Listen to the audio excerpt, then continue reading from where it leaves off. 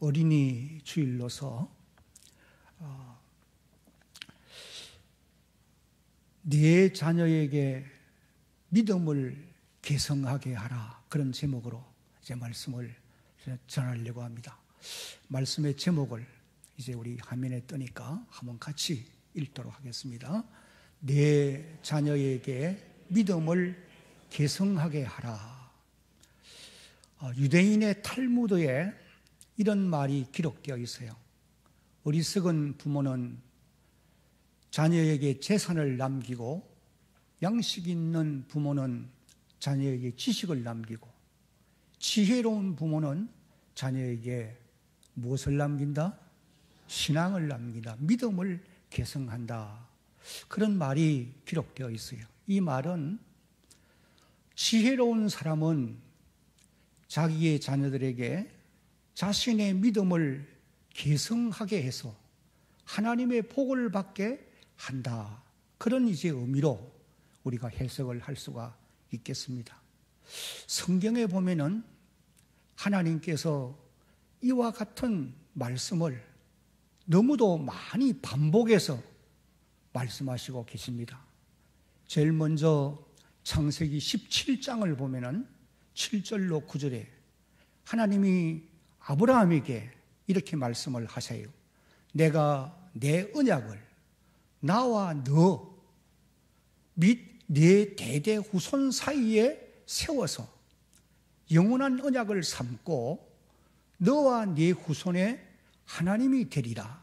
8절 내가 너와 네 후손에게 네가 거류하는 이 땅, 곧 가나안 온 땅을 주어 영원한 기업이 되게 하고 나는 그들의 누가 되리라? 하나님이 되리라.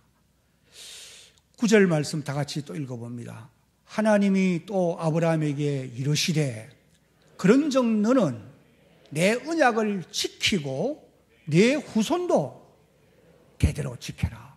하나님이 아브라함을 믿음의 조상으로 부르시고 아브라함에게 당부한 말씀이 네 믿음이 자손 대대로 계승되게 해서 내가 너와 세우는 이 언약의 말씀대로 네 후손들이 하나님의 복을 받게 하라. 그렇게 이제 말씀하고 계시는 것입니다. 여러분, 이 말씀은 오늘 이 시대를 살고 있는 우리들에게도, 저와 여러분들에게도 적용되는 말씀인 줄로 우리는 믿어야 합니다. 왜냐하면 갈라디아 3장 7절 말씀을 읽어보면 예수 그리스도를 구주로 믿는 모든 하나님의 자녀들은 영적으로 아브라함의 자손이기 때문에 이 말씀이 적용이 되게 되어 있다는 거예요.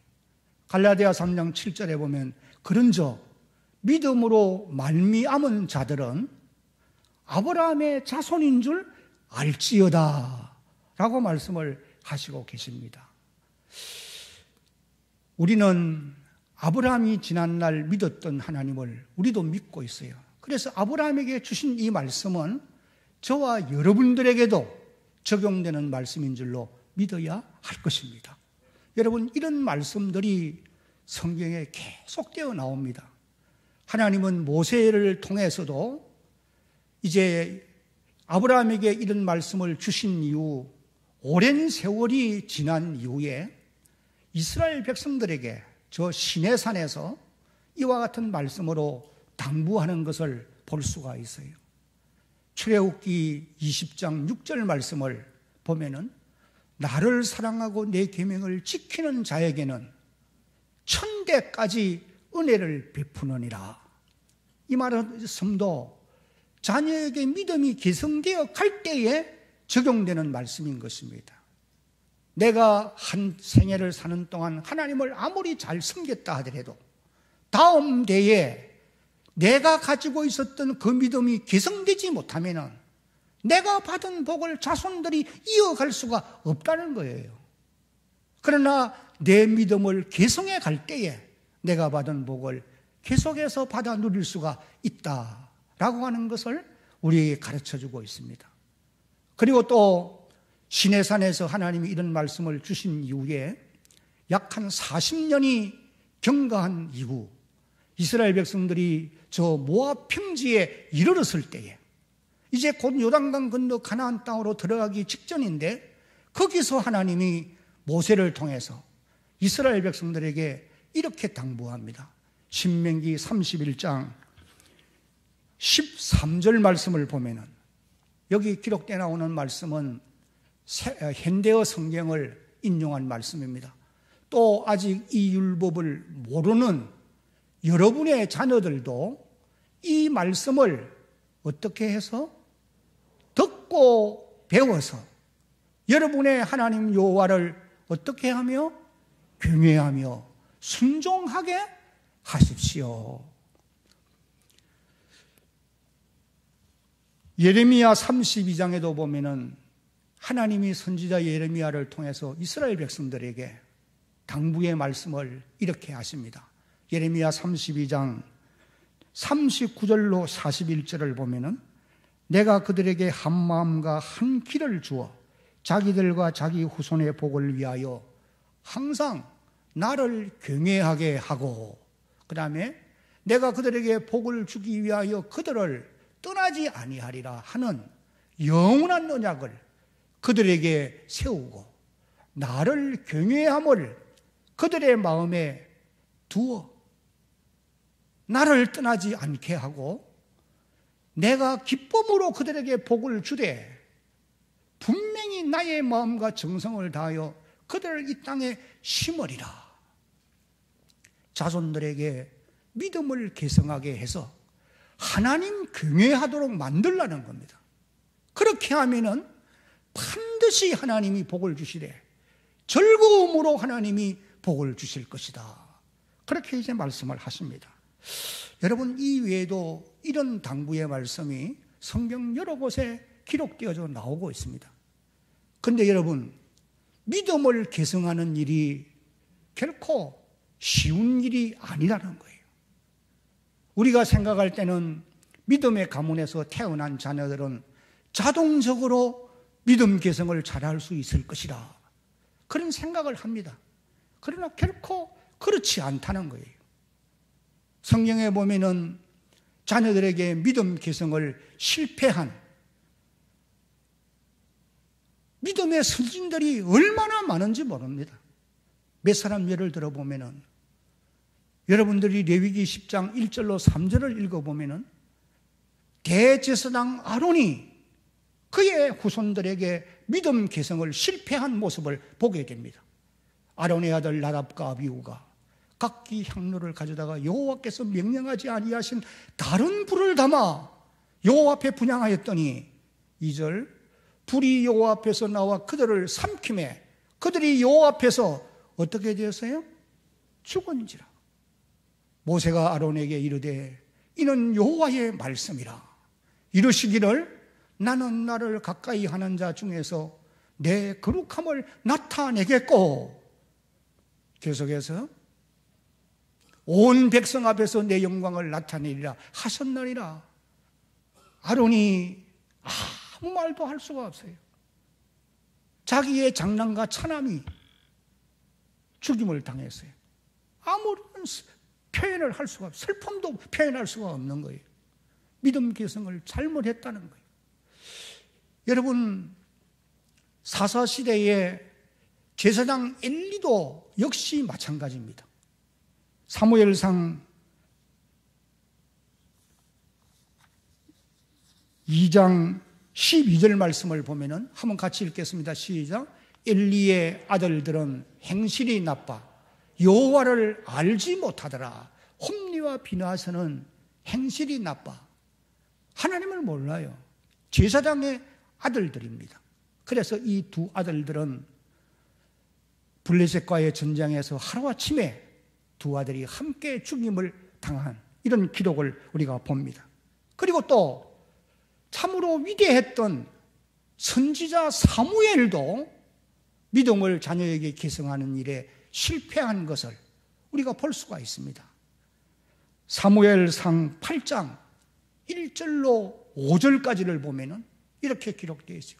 사무엘이 늙음에 그의 아들들 이스라엘 아들들을 이스라엘 사사로 삼으니 장자의 이름은 요엘이요 차자의 이름은 아비야라. 그들이 부엘세바에서 사사가 되니라.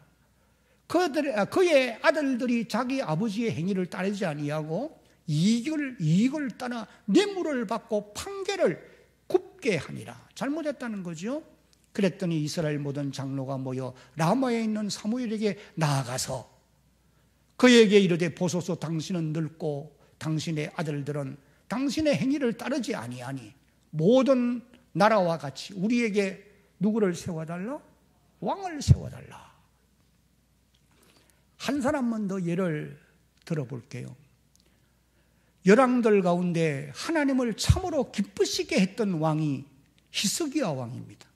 그런데 이 히스기야 왕도 그의 아들 므낫세에게 믿음을 계승하게 하는 일에 실패했다.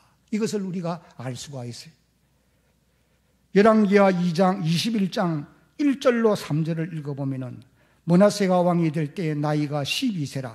2절 므낫세가 여호와 보시기에 악을 행하여 여호와께서 이스라엘 자손 앞에서 쫓아내신 이방 사람의 가정한 일을 따라서 그의 아버지 히스기야가 흘어버린 산당을 다시 세우며 이스라엘의 왕 아합의 행위를 따라 바알을 위하여 제단을 쌓으며 아세라 목상을 만들며 하늘의 일월 성신을 경배하여 섬기며 그렇게 기록합니다. 여러분 오늘 본문 말씀도 역시 마찬가지예요. 이스라엘 백성들이 자녀들에게 믿음 계승에 실패함으로 말미암아 그 후손들이 하나님의 진노를 받아 많은 고난을 겪게 되었다라고 하는 것을 이제 기록하고 있는 말씀을 우리가 오늘 본문으로 보았습니다. 이 본문을 요약하면은 6절, 7절은 여호수아와 그 세대 사람들이 살아있는 동안에는 백성들이 하나님을 섬겼어요. 그러나 여호수아가 조상들에게로 돌아가고 또 그 하나님의 역사를 경험했던 어른들의 세대가 이 땅에서 다 세상을 떠나 하나님께로 돌아간 이후에 태어난 다음 세대들은 하나님을 알지 못했어요. 그리고 하나님이 하신 일을 깨닫지도 못하고 알지도 못했어요. 그래서 10절 말씀을 읽어보면 다시 보면은 다른 세대라 그렇게 이제 표현을 한 것을 우리가 보게 됩니다. 여러분 10절 말씀을 다시 한번 보겠습니다. 그 세대의 사람도 그 조상들에게로 돌아갔고 그 다음에 그 후에 일어난 어떤 세대라고요? 다른 세대. 이 말은 하나님을 알지 못하고 하나님이 이스라엘 백성들에게 행하였던 그 놀라운 역사를 알지 못하기 때문에 성경은 다른 세대라 그렇게 이제 표현을 하고 있는 것입니다. 다시 말하면은 믿음 계승에 실패를 했다 그 말씀이에요. 그 결과 어떻게 되어졌느냐?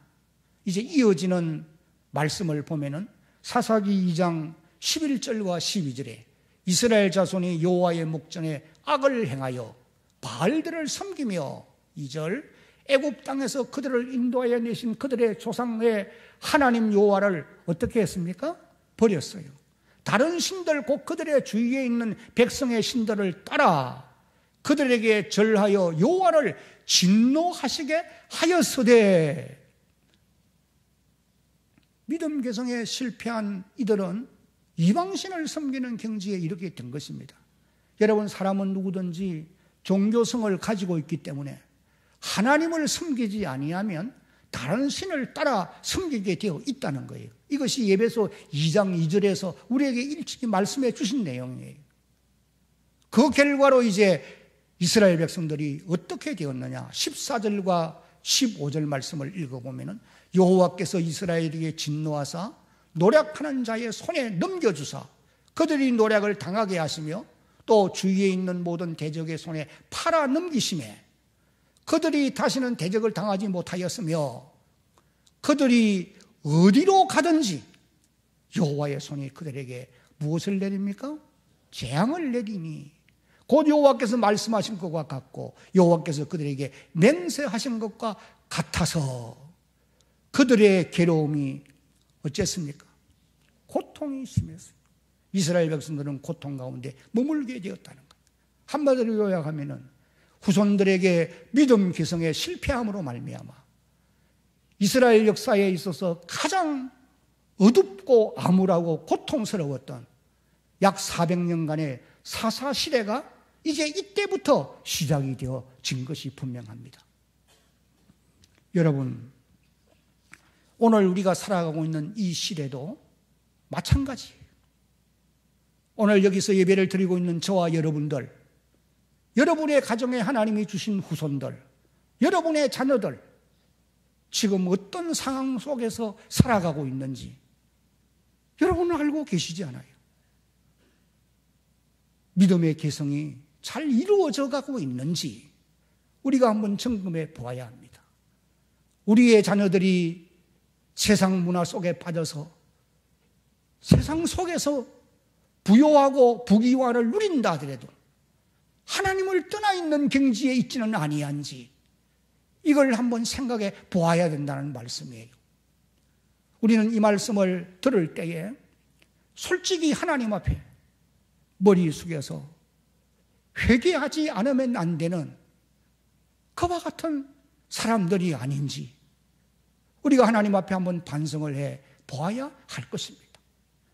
여러분들이 아무리 많은 소유를 자손들에게 물려주고 그들에게 많은 지식을 남겨주고 세상에서 부귀영화를 누릴 수 있는 경지에 이르는 그런 훌륭한 자녀들로 양육을 했다 하더라도 그들이 지금 하나님의 품에서 멀리 떨어져 있다고 한다면 내일을 보장할 수가 없습니다. 우리의 장래, 자녀들의 장래, 하나님만이 보장해 주실 수 있는 분이심을 믿으시기 바랍니다.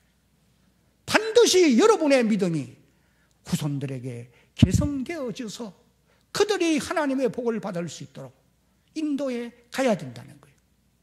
이것이 부모로서의 해야 될 가장 중요한 일이다. 이것을 성경이 우리에게 교훈해 주고 있습니다. 그러면 여러분, 우리가 어떻게 하면은 우리의 자녀들에게 믿음을 계승할 수가 있겠느냐? 성경은 우리에게 여러 가지 방법을 가르쳐 주고 있습니다. 첫째는 하나님의 말씀을 어떻게 하라고요? 부지런히 가르치라. 이제 신명기 6장 4절로 9절까지를 한번 봅니다. 이스라엘아 들으라. 우리 하나님 여호와는 오직 하나인 여호와이시니 너는 마음을 다하고 성품을 다하고 힘을 다하여 내 하나님 여호와를 사랑하라. 오늘 내가 네게 명하신 이 말씀을 너는 마음에 새기고 7절 다 같이 이제 읽습니다. 시작.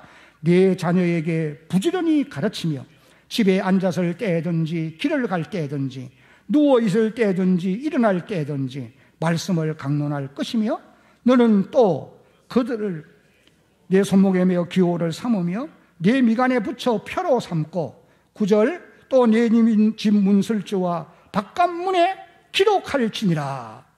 여러분, 이 말씀에서 가장 강조점은 부지런히 가르치라는 말씀이에요. 적당하게 해서는 안 된다는 거예요.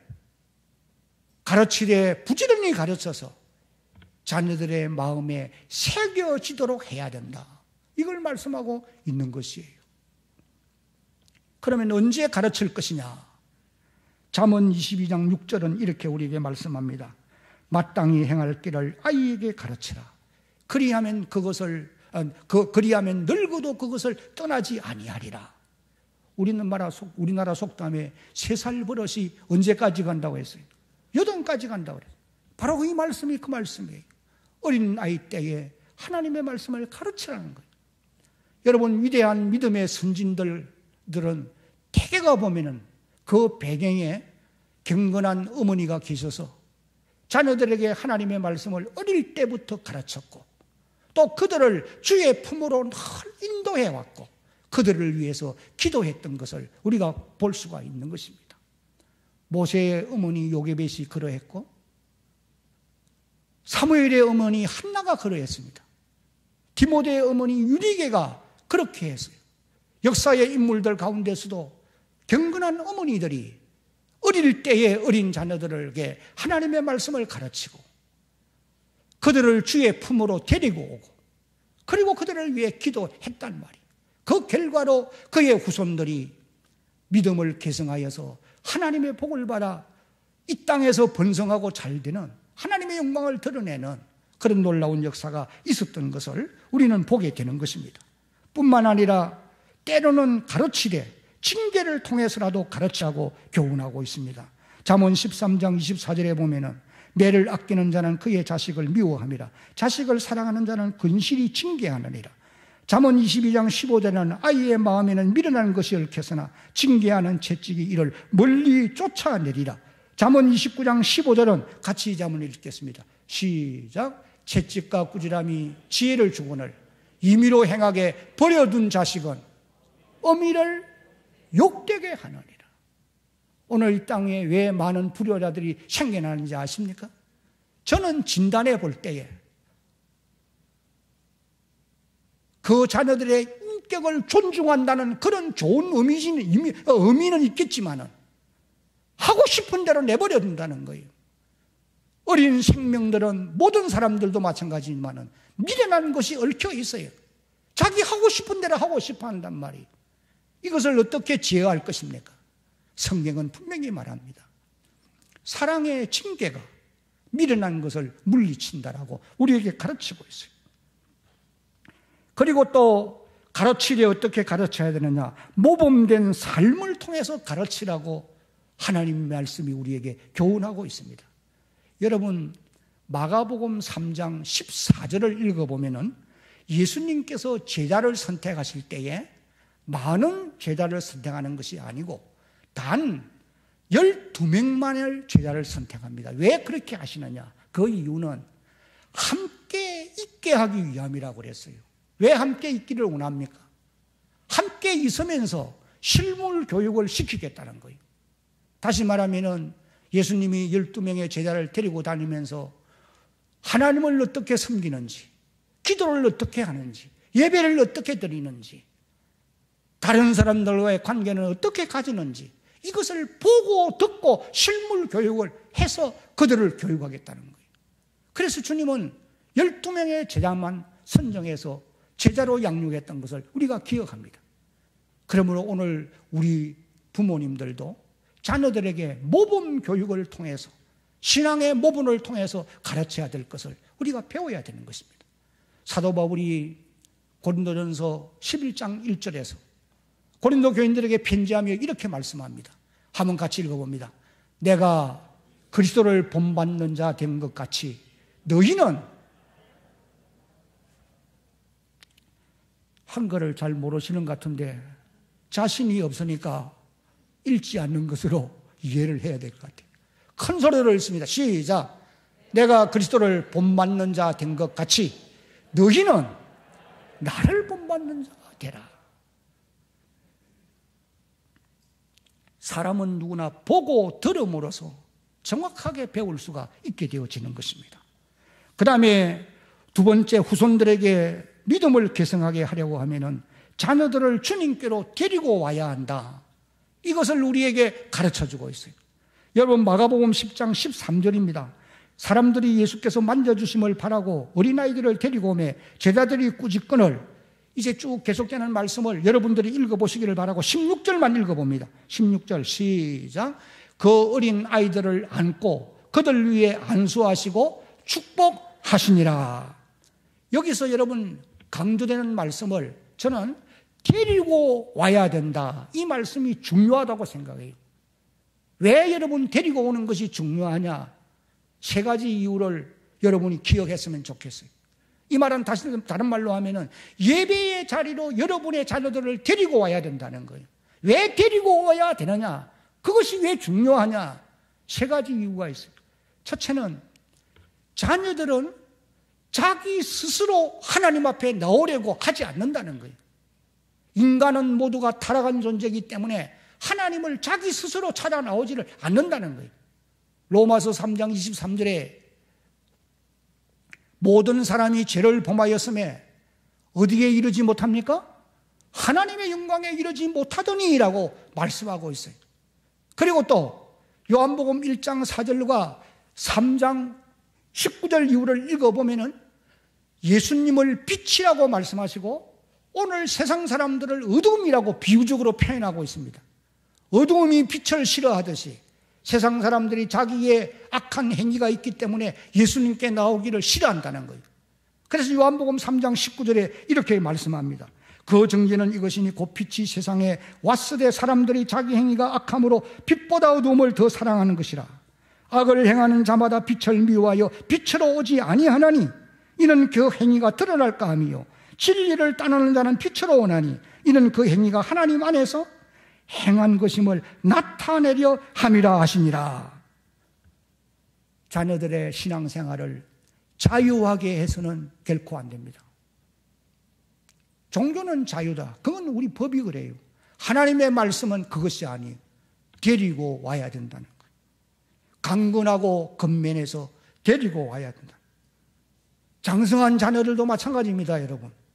어떻게 여러분들이 근면하고 또 강건해서 데려올 수가 있겠습니까? 강압적으로 할 수 없겠죠. 여러분이 주일 전에 꼭 전화해서 내일은 주일이니까 꼭 가서 예배를 드려라.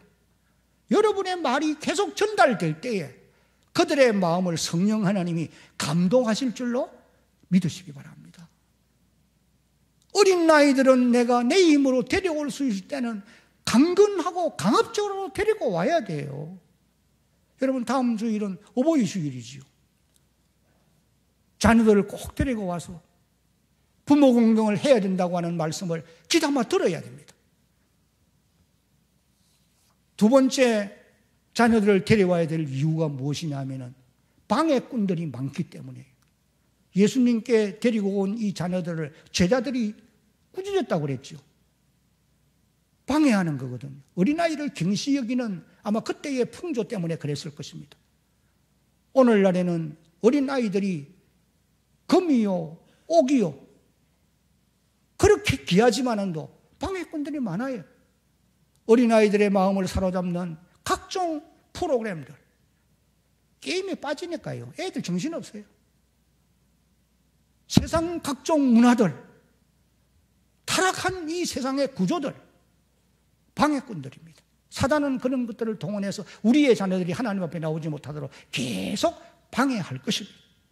그러므로 우리 성도들은 자녀들을 설득하고 근면해서 하나님 앞으로 데리고 와야 돼요. 세 번째, 왜 데려와야 되느냐? 자녀들이 이 땅에서 복을 받고 살도록 하기 위함인 것입니다. 예수님이 계실 때에 사람들이 제자들, 어린 아이들을 데리고 오는 가장 중요한 목적은 무엇이냐면 예수님이 그들을 머리 위에 안수하고 축복해 주시기를 바라고 그렇게 한 것입니다. 예수님만이 복의 근원이죠. 하나님만이 우리에게 복을 주시는 분 아닙니까? 시편 121편 1절로 2절에 보니까 내가 산을 향하여 눈을 들리라 나의 도움이 어디서 올꼬? 천지를 지으신 나의 도움은 천지를 지으신 여호와에게서로다. 시편 기자가 고백하고 있단 말이에요. 그러므로 우리는 자녀들을 주님께로 데리고 와서 하나님이 주시는 복을 받게 해야 된다는 거예요. 여러분 16절 말씀만 한번 읽어보겠습니다. 마가복음 10장 16절 한번 같이 더 읽어봅니다. 시작. 그 어린 아이들을 안고 그들 위에 안수하고 축복하시니라. 여기 그 어린 아이들이 누굽니까? 부모님들이 데리고 온 아이들이 그들의 머리 위에 손을 얹고 축복해 주었다는 겁니다. 부모는 자녀들에게 다른 것 다 못해도 반드시 이 일만은 해야 된다는 거예요. 이 일만은 꼭 해야 돼요. 오늘 여러분 자녀들을 데리고 온다고 하는 말은 다른 말로 하면 예배의 자리고 데리고 와야 된다는 말씀이에요. 왜? 예배의 자리는 복을 받는 자리이기 때문에 그런 것입니다.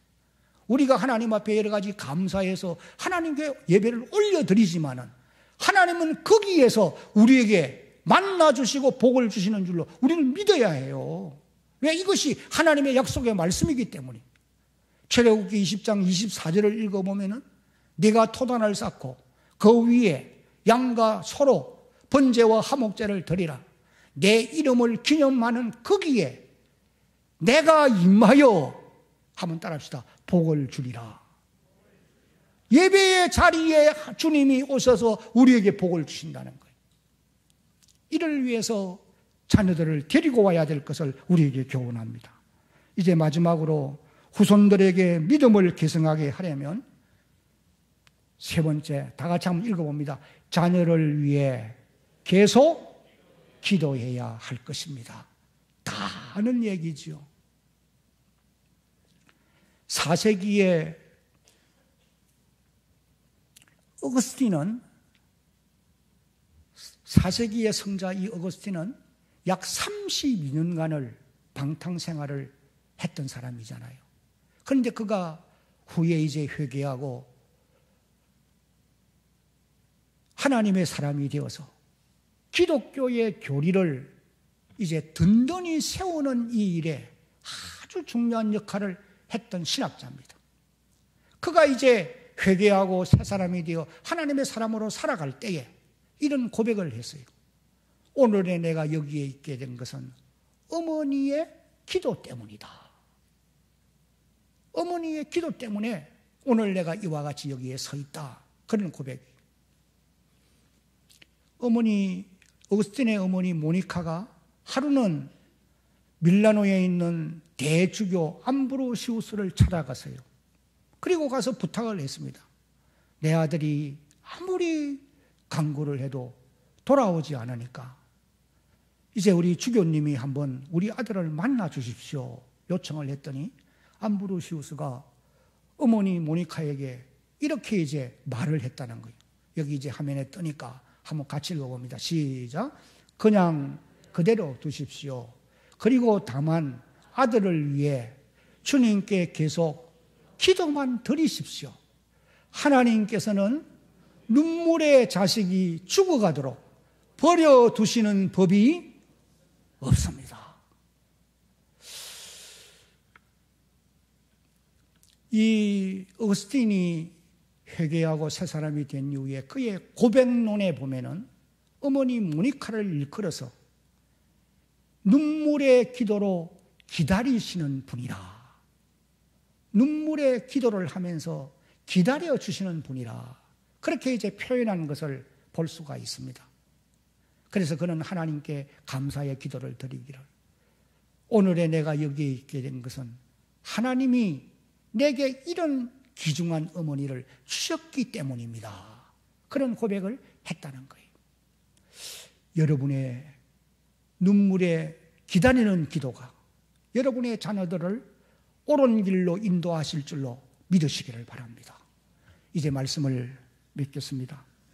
사랑하는 대한교회 성도 여러분, 여러분의 후손들이 진정으로 잘 되기를 원하신다면 믿음을 계승하게 해서 하나님의 복을 받게 해야 할 것입니다. 그냥 내버려 두면은 절대로 믿음 계승이 안 됩니다. 안 되게 되어 있습니다.